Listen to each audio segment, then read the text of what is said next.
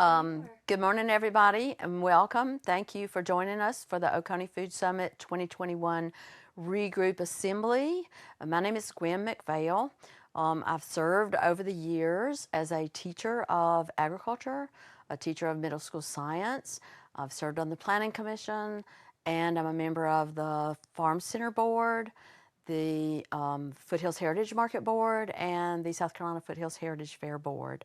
I served for a little while on the Planning Commission, and I've resigned from that because it's time to get involved in other things in my life. But we do hope that they will continue to look at the things that farmers and agriculture and our food system needs in the county. So may come back to that later in the future. The Foothills Heritage Market is located at the Farm Center out on 123 in Seneca. It's been running about 8 years. Last year we got a brand new, nice building and a paved land area around the market where we don't have to worry about the grass being too tall or it being too muddy. So we're excited about that, and we hope it's growing. We ran out of room last year, and we're very excited about that. We had so many vendors that wanted to come in. What we are afraid of is that we don't ever have enough food vendors. So food is an important thing to me, and we'll get to that in just a few minutes.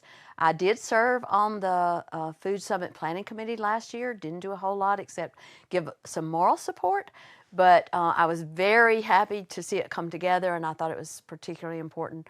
I've always had a concern about safe food, and to see that come together and people go out and be motivated to get involved, and then suddenly the pandemic hit and we realized really, really how important a local food system could be. As a teacher, I have seen for many, many years that there were children who wanted to farm and didn't have land. As a child myself, I was raised by a mother who believed that your food should not just be colorful. She color-coded our food. There was always fresh vegetables, multiple colors of vegetables. There was sources of protein and limited sources of starches, because her motto was you could pay your farmer or you could pay your doctor. And over the years as a teacher, I saw that many, many times as well. To see the fact that people take for granted where their food comes from, to see that we truck our food across the United States, and if anything were to go wrong, sometimes we would not have a local supply of fresh vegetables. This year, to see the struggles that we've all had producing protein and getting access to it to our citizens has certainly solidified my belief in the Food Summit and the Policy Council that our county needs to plan for having a food system that they can depend on no matter what in the future. The Foothills Heritage Market is open every Saturday from 8 a.m. until noon. Sometimes we go a little later in the afternoons if we have a large crowd and lots of vendors. Last year we had so much demand, it was huge. People came from everywhere looking for fresh food, and so we actually opened on Tuesday evenings as well, and the market was huge. Again, people came in as soon as we announced it, began shopping. They'd come by on their way home from work. They were looking for something fresh, something local, something that they knew where it was grown and what was in it, and they would take it home then and provide, fresh, good, healthy food for their families. Once school started back, that market slowed down enough that it was not worth the time and effort anymore for everybody to try to gather and hold it. But we do hope, our goal in the long term is to have a 7-day-a-week market so that anybody can come anytime and buy fresh produce, not just the summertime vegetables, not just tomatoes and squash and green beans, but a wide variety of produce that's grown seasonally all year round. Guess I would like to say in summary is that last year we pulled everybody together. There was so much interest involved in the Food Summit, and suddenly 2 weeks later we were right in the middle of a pandemic. Grocery store shelves were empty, restaurants were closed. Amazon was about the only place that you could order food and know that it would be delivered, and that was sort of debatable. So what we need to remember is that Oconee County could really lead even our nation if we would look at the benefits of local food, if we would understand that we can't count on food that just comes and is unloaded off the back of a truck. We have got to have food that we can go to the farms. We know what is in the food. We know the people that are growing the food. We know it is safe. We know it is healthy. And we know that we can get to it anytime, whatever else happens, power failures, bioterrorism, whatever it is that comes along, we need a safe food supply, and Oconee County needs to lead at least the state, if not the Southeast or more. We need to get everybody together and look at what we need to do so that we can have a safe food system. So thank you for coming today. We hope you enjoyed the rest of the presentations, and we hope you'll get involved. I'm Mike Loudermilk with Louder Branch Farms. We're a small family farm in Walhalla, South Carolina, where we have a nursery business producing plant starts of vegetables, flowers, and herbs. We also grow produce, offer free-range eggs, pasture-based beef, pork, and chicken, sometimes turkeys. COVID was an eye-opener for us. It really was. It was a tidal wave we didn't see coming, that we were hit by. And last year when we did the food summit, I was excited to be a part of that. I did not realize that it was a door that was gonna open for us to walk through and step over a threshold into what we would see in just a few short weeks after that, that turned into another natural disaster that hit Seneca just a few weeks after that. And for us around here, it's like we got hit by a steamroller, just bam, bam, bam. But it opened my eyes to the demand for local products that to fill the needs for our county community when the grocery stores were empty. There was nothing there, and I feel like that during all of this, it taught me that to make quicker decisions when things start happening, because of the COVID pandemic, I did not react quick enough to make changes to help us out to grow more products, because things happened so fast. We completely emptied one greenhouse in a week, which normally takes roughly a month. It emptied in a week. There was so many people coming.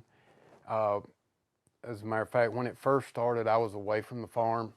Got a phone call that I needed to come home, get home quick.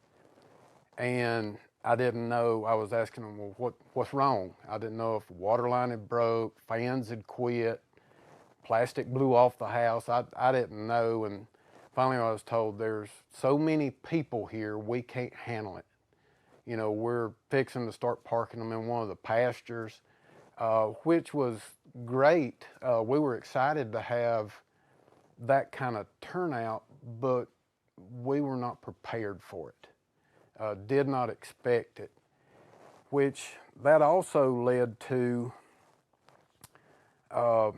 product shortages from the plants that we had, the meat that we had. Everything was gone, and we have a lot of customers that live in the mountains that really don't plant gardens and things till on into May. And when they came, we didn't have anything for them. And that affected me a little bit, because these are people that deal with us every year. They come see us, they're friends of ours, and they did what they were told to do. They stayed home, they didn't get out, and they did not understand what the problem was. So it was hard to explain it to them because I really didn't understand it myself. So it was hard to kind of adjust to that. But going into it and coming out of it is several different aspects, I guess. I learned to react faster, which helped me in 2021 through the seed shortages. We have run into those. There's certain seeds that we had ordered that we did not receive, will not receive. And that is going to create more problems, I feel like, that stresses the importance that we need to learn how to preserve our food, grow our own food, and preserve it to keep it. I feel like that with COVID, it was maybe sort of a trial run that is preparing us for the possibility of something else bigger coming. And based on the ordeal that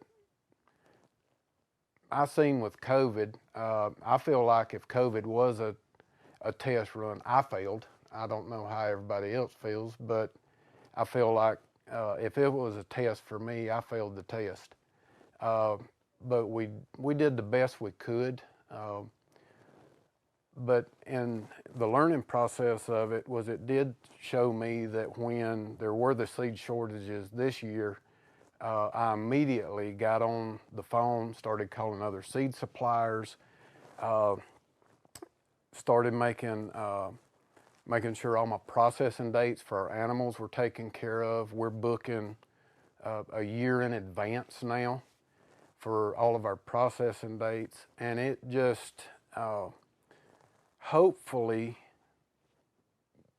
I have learned a lot through this that has enabled me to make quicker reaction times and adjustments that will help.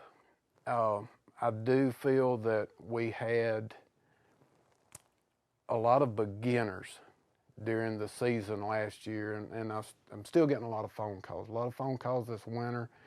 When do I plant my tomatoes? When do I plant my peas? And we're trying to help everyone. Naturally, I don't have all the answers. I make plenty of mistakes, and that's the way I learn a lot. But I encourage everyone to plant a little bit. Experiment with it. Have fun with it. You can grow a good bit of food in a smaller area. You don't have to have every single item. There's a lot of great small farms in our area. A lot of great people that are passionate about what they do. And I feel like that the ones that I know, they'll help you. Just ask them, how do I do this? How do I do that? And we all have to work together because there's not a single farm in Oconee County that can supply the demand for the whole county by ourselves. So we have to work together to try to pull all of this together. Hello, my name is Lance Howard. I'm a co-manager of the Clemson Area Food Exchange, or Cafe, with my partner Elliot and Tyson. And Cafe is an online farmers market where one can order from Friday at 9 p.m. to Monday at noon and pick up their order at one of 6 locations on a Tuesday afternoon. For more details on the market, go to our website and look it over.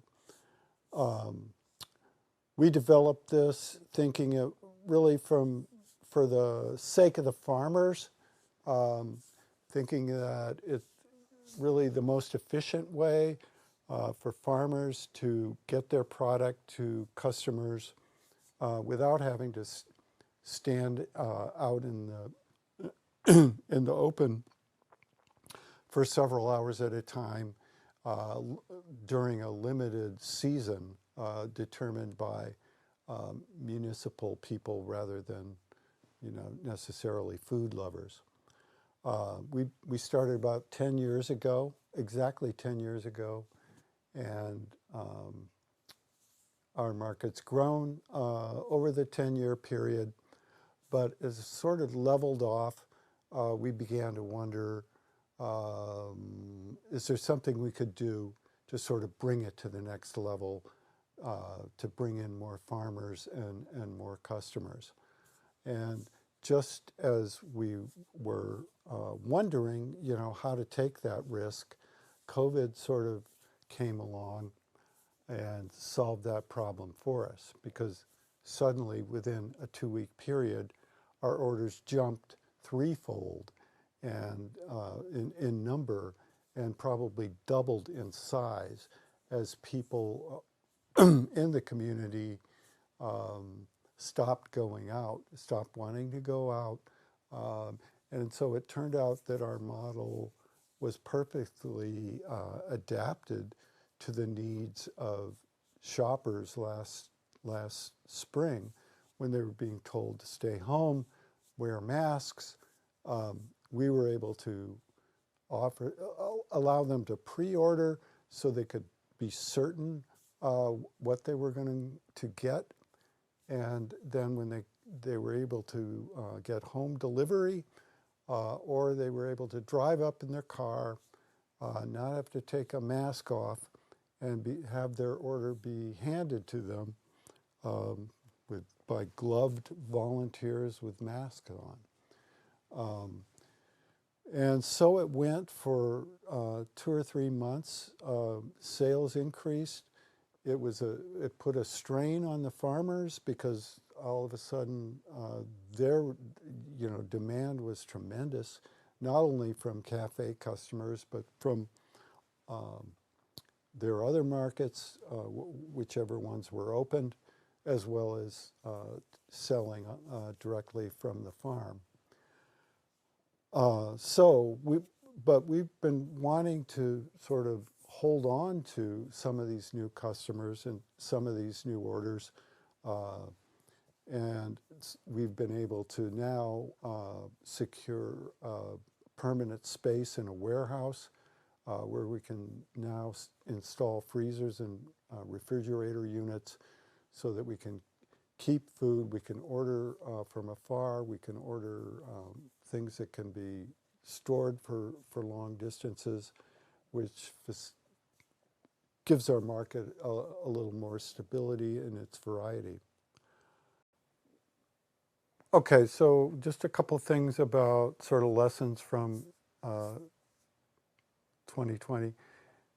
So when our business ramped up, suddenly we were selling everything. Every farmer was selling all they could provide, because the customers were having to order everything on cafe, things that they might usually get at the supermarket.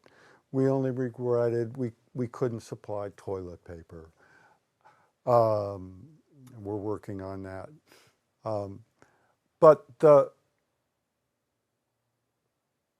And I think that we were able to keep half of the customers, even when when the supermarkets reopened and restocked, because people realized the food was actually better. They were actually getting better, fresher food, and they were recognizing that they had more confidence in the supply chain, because they knew where it was coming from, who was handling it before they got it.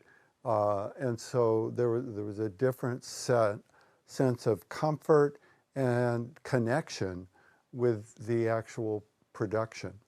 So that's what we want to maintain and encourage. And also it demonstrated that we could virtually provide everything you need within about a 50-mile radius. So you have the potential, living where you do, to have, knowledge, personal knowledge of the farmers that produce all of your food. And that's what we're going for. You know, that's ultimately what a food system is. And so there's no reason, and I think it's provided the event that we sort of knew what was coming, that eventually the global food system was going to break down somewhere, and that local was going to not just be a niche market, but be the most practical solution to your food supply. So that's where we want to talk about going next. Okay. I'm Leslie Schweitzer, and I'm a manager at 313 Cafe. I was one of the panelists at last year's Oconee Food Summit. I also provided the meals, breakfast and lunch for the Food Summit, which was great. I love being part of Oconee's food circle family. I think it's a great opportunity to provide healthier food options for everyone in the county. The impact of COVID to restaurants in general was really kind of hard to explain. How many times do you have to just close, completely close? You don't know what the future brings. You don't know how you'll get your employees to continue working. It was just such a shock that you really just didn't know how to handle it. But you just got through every day. You just went day by day, doing repairs, doing anything you could, waiting for something to happen, waiting for some direction from the authorities, because that's who was really driving the situation. Then when they allowed you to open up for takeout, and this actually applies to all restaurants because all of us were facing this. Any momentum that you had in sales, lost. Any momentum that you had in doing anything, gone. And you just didn't know when it was going to end. When they opened up places for takeout and, kind of named all restaurants an essential business, it just wasn't that easy. You had supply chain issues with the vendors that were supplying to you for takeout products. You had to figure out what was traveling well. You had to get the word out that you're in business, you can do takeout, and you had to get people to buy into that. And, it was really hard. And then the things that were specific to 313, thankfully, we were part of the Clemson Area Food Exchange, which I think was instrumental in keeping us afloat. Because during the time that we were closed, that gave us an opportunity to do more for the food exchange. There was more need from the food exchange where people were afraid to go out, where people were, it was an easy, already existing system for people to, purchase the local food. And at the same time, it was an opportunity for us, through local media sources like the Seneca Journal, to let people know, hey, when you come to 313, not only are you supporting us, but there's a lot of other people, farmers in the area that you're also supporting. And it really seemed that something in that connected with people, and they came out and would mention that all the time. It seemed like it was just like a dawn of, yes, this is people in our community. We really are helping the people in our community. We really want them to stay in business. We really want to do everything. And I guess the takeaway for us at 313 Cafe is that you aren't just supporting our business, you're supporting the farmers and local suppliers that we use in our business to guarantee that our menu items are the best that they can possibly be. And like an example would be for us at the beginning of the pandemic, like I said, we were just trying to get through by day, figuring it out as we went, doing anything we could to stay in business and keep our people working, because all of us, our employees included, felt that we were a valuable part of the community. And so say like a month in, and I mean, think of it in terms of this. If all your revenue is cut off for a month as an individual, your paycheck stopped, you had no opportunity to get any money, what would that do to you? And so we were kind of like, so a month into it, we were kind of like at the end of our financial rope. And then we were thinking, you know, we were just, okay, we have this payroll coming up, what are we going to do?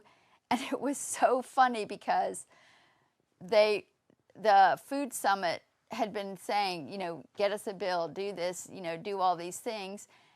And this one day they just walked in and literally handed us a check. And I was like just so shocked and just thinking that, you know, I just couldn't believe it. And it was at such a time like, okay, now we can make payroll when it was literally at that point. And it was kind of like a turning point in the whole thing in terms of, you know, yes, it does matter. What we are doing does matter. We really are a part of this community and want to continue to do that. And we were just so grateful that it happened and kind of like rejuvenated our whole system. And so that's what I have to say in conclusion. Thank you.